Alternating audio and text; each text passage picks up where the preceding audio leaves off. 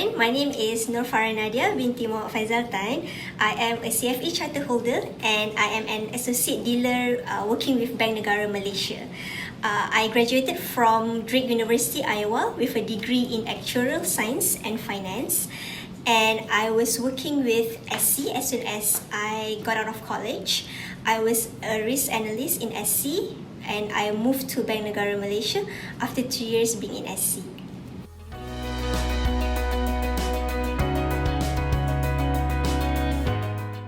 I actually got a referral from my friend who is one of Peneraju scholar. So for your information, Peneraju is a body that funds scholarship for Bumiputra students to do professional certifications such as CFA, ACCA and FRM.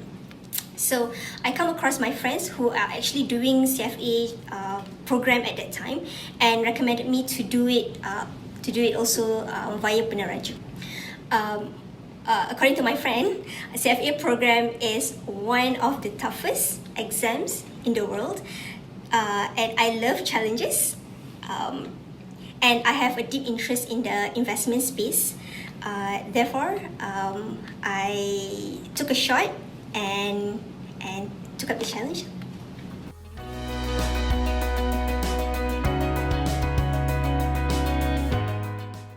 I am a very fluid person. I'm open to new opportunities, I actually don't know what I want to do and I'm lost. I can be lost at times. All in all, I'm very fluid and I'm very open to where I am at that point in time. But looking back, reflecting back on my journey to finishing degree, I actually attempted to do some actuarial exams, papers, where I actually come across that the papers that I passed happen to be those related with investment and finance. So those who, for example, the papers are actually about option pricing, stock pricing, stock valuation and stuff. So at that point I realized that actually my interest is in investment. So so here I am doing CFA program. I believe in pursuing excellence and having a sense of achievement, not for everyone else but for yourself.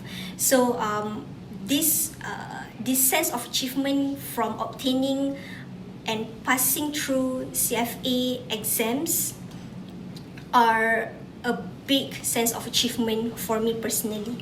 And secondly, I am really interested in doing investment, being at the core of the investment work.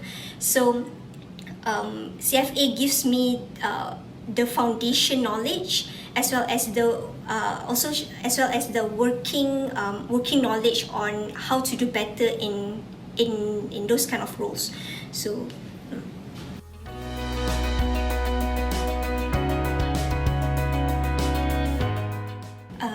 I started the journey in 2017 where I took up my first CFA level. So CFA level 1 exam.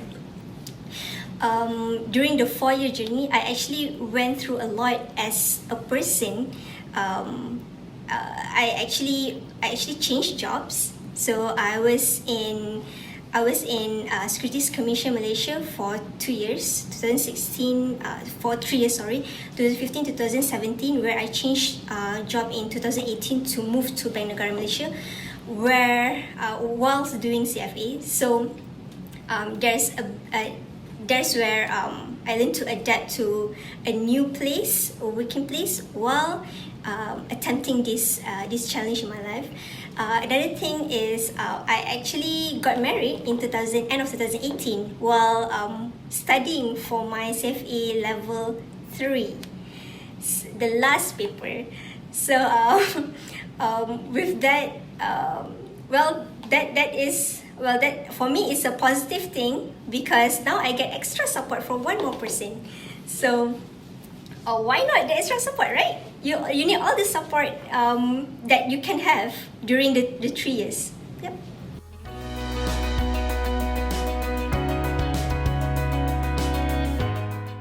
in their syllabus, they actually give a lot of case studies about what has happened, what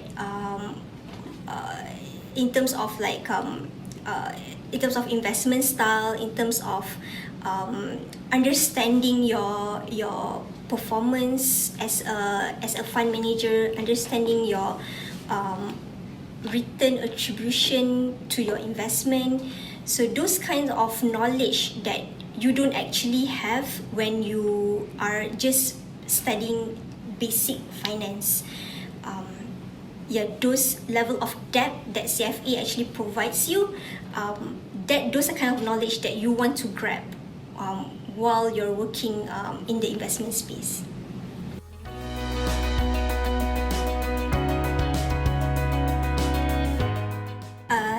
For me, one of the most important thing to have when you are going through a CFA program is to have the discipline, because underlying yourself as a CFA Charterholder or CFA candidate is that you are just another human being. You are playing many different roles, and you are many things to many people around you.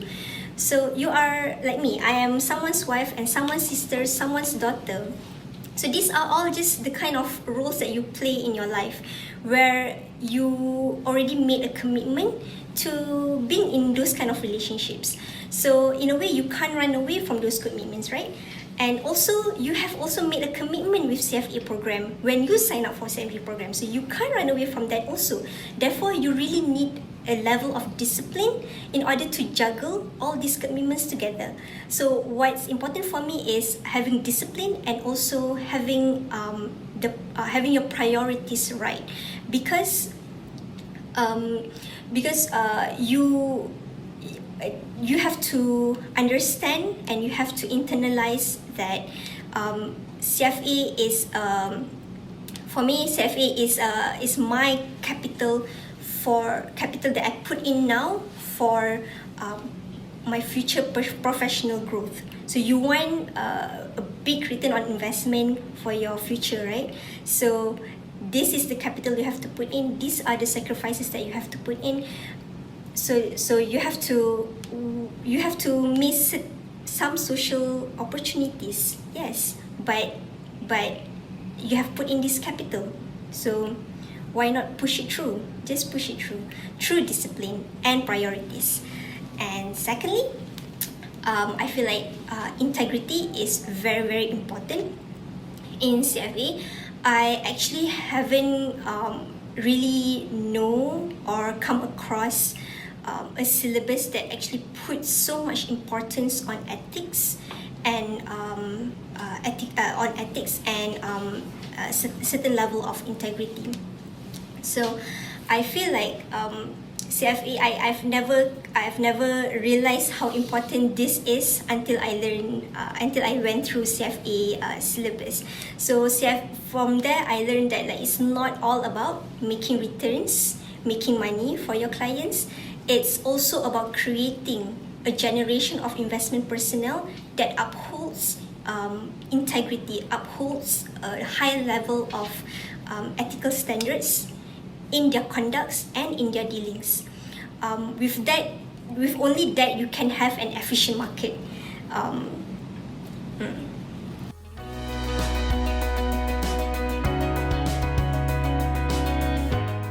I was a risk analyst, analyzing investment risk with the Securities Commission.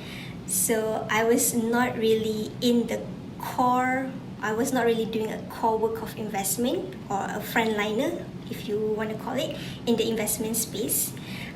So with CFA, gives me the credibility, it gives me the knowledge to actually move to where I want to go, which is the investment field.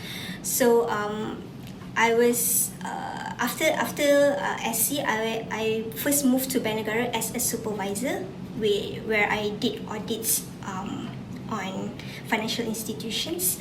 So it has certain elements of investment, but it's not the core, and that's not where I want to go.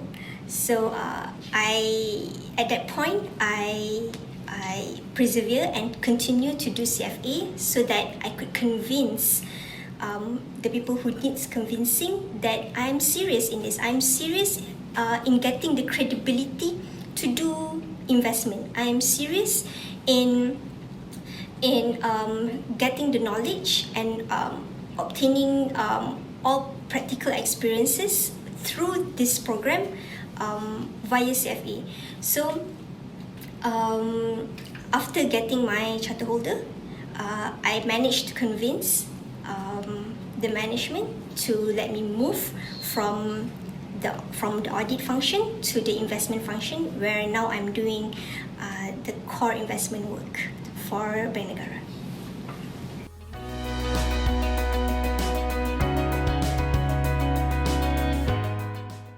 I understand that many of you out there, especially those in universities, you may not know what you want to do in life. You may be lost now.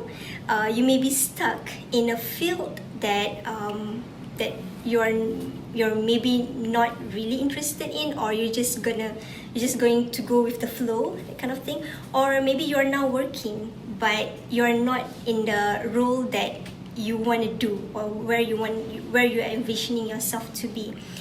My advice is, once you know that where your interest lies, for this case is investment. If once you know your interest is in investment, for me, go for it. Just do it. Just pursue excellence. There's nothing wrong with pursuing excellence in your life. It will give you a tremendous amount of satisfaction when once you have completed such credible and challenging such challenge in your life. So for me, my advice is just do it. You don't know at which point in your life that this opportunity will come to you. So when it does come, you can say to the person, hey, I've got this, I've done this, I've obtained my CFA Charterholder. I am a CFA Charterholder. So take me seriously. You can take me now because I have done this. And yeah, so just do it, people.